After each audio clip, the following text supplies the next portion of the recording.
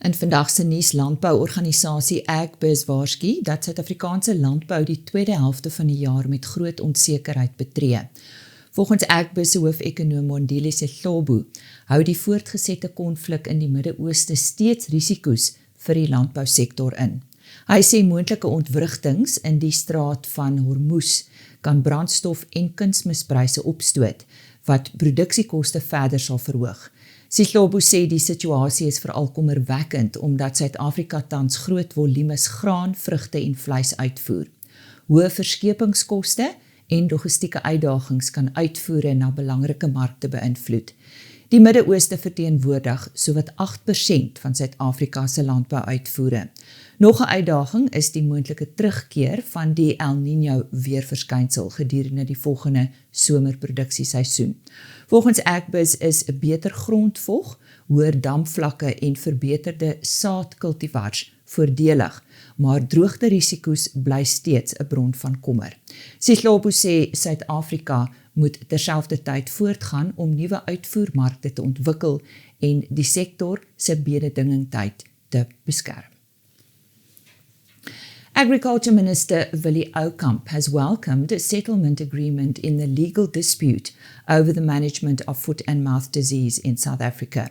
According to the Department of Agriculture, the agreement follows negotiations between the department, SAKELIGA, the South African Agri-Initiative and Free State Agriculture. Oukamp says the agreement is an important step towards stability in the agricultural sector and provides greater certainty for livestock producers.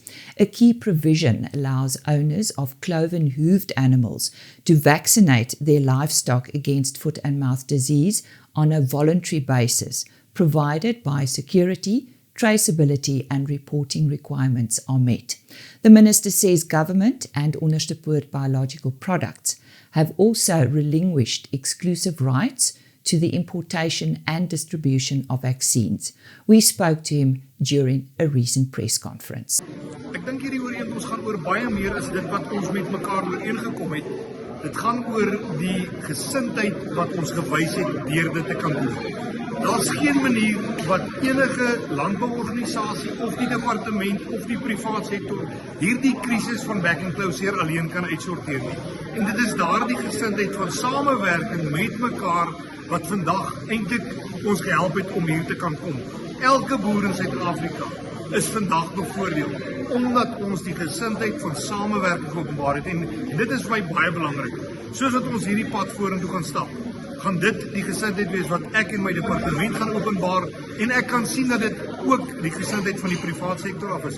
En as ons daardie bande met mekaar vorm en daardie vertroue en wederwysige respek vir mekaar opbou, kan ons beslis net ons landbouers in hierdie land vorentoe vat. So dit is wat ek hier uitkry vandag. Nie net die uitstekende ooreenkoms wat op papier is nie, maar die uitstekende gesindheid waarmee dit plaasgevind. The Department of Forestry, Fisheries and the Environment says a new service provider will manage its wildfire program from August this year. The department has appointed Tefla Group as a new implementing agent after the contract of the previous Working on Fire Kishugu partnership was terminated. According to departmental spokesperson Zolile Ngai, measures will be introduced to minimize disruptions to wildfire management and protect jobs. However, the Northwest Umbrella Fire Protection Association has expressed concerns about the transition. Chairperson Erich Stoch says key stakeholders were not adequately consulted and warns that uncertainty around resources, personnel and coordination could affect the upcoming fire season. He says more than 5,000 Working on Fire employees could be impacted by the process. The department has rejected these claims, saying the transition will not weaken South Africa's wildfire response capacity. According to the department, ongoing engagement with fire protection associations will help ensure a smooth transition. Agri SA en Besigheid teen Misdaad Suid-Afrika, oftewel BA-CSA, het 'n nuwe vennootskap aangekondig om landelike misdaadintelligensie en veiligheidsdata te versterk. Volgens die organisasies sal die samewerking help om beter inligting vir wetstoepassers, beleidsmakers en die landbousektor beskikbaar te stel. Die ooreenkoms skep 'n raamwerk vir die insameling, ontleding en verslagdoening van landelike misdaaddata deur gebruik te maak van BACSA se E2+ misdaadbestrydingsplatform. Volgens Agri SA se uitvoerende hoof Johan Kotse is landelike veiligheid noodsaaklik vir voedselsekerheid, ekonomiese groei en die volhoubaarheid van landbou. Die organisasies sal met die Suid-Afrikaanse Polisiediens, die valke en ander veiligheidsaanstellings saamwerk om misdaadtendense beter te monitor en te ontleed. BACSA se uitvoerende hoof advokaat Anton Du Plessis sê die vennootskap sal die gehalte van landelike misdaadinligting verbeter en meer gekoördineerde reaksies op misdaad ondersteun. And further north, Egypt's medjool date industry is expecting another strong season, with the upcoming harvest projected to reach at least 60,000 tons. According to Ramadan El Sayat of Palm Hills Dates, harvesting is expected to start around 10 August in southern Egypt and from 25 August in the north.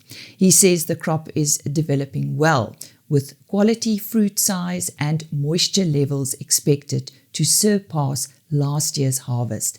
Al Sayat attributes the positive outlook to favorable weather conditions and improved production management.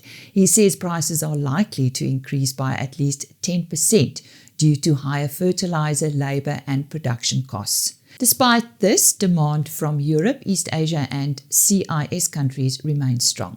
Palm Hill Dates expects its own production to increase by about 30% this season.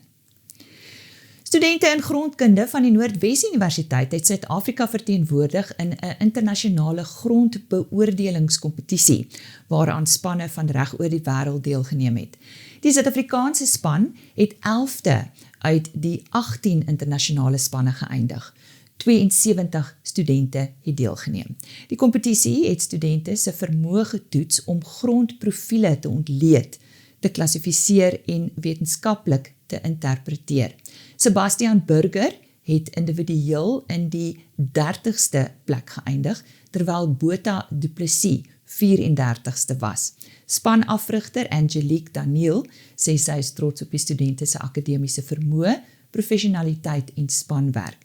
Sy sê die Suid-Afrikaanse span is deur internasionale beoordelaars en afrigters geprys vir hul voorbereiding, dissipline en professionele optrede gedurende die kompetisie. And a student team from Stellenbosch University has won this year's Veeplaas Stock Farm quiz held during the annual Congress of the South African Society for Animal Science. The competition took place in Cape Town in June and featured teams from 6 South African universities. The quiz covered a wide range of scientific and practical agricultural topics. The Stellenbosch team, consisting of Izinhle Madiba, Charles Carter and Sibahle Ngwini, claimed the title after a strong performance. Quiz coordinator LZ van Skalkwyk says the competition gave students an opportunity to test their knowledge and compete against peers from other universities. She says this year's questions were aimed at final year and master students in animal science. Students from the universities of Pretoria, KwaZulu-Natal, Limpopo, Fort Hare and North West also took part in the competition. And that is today's news.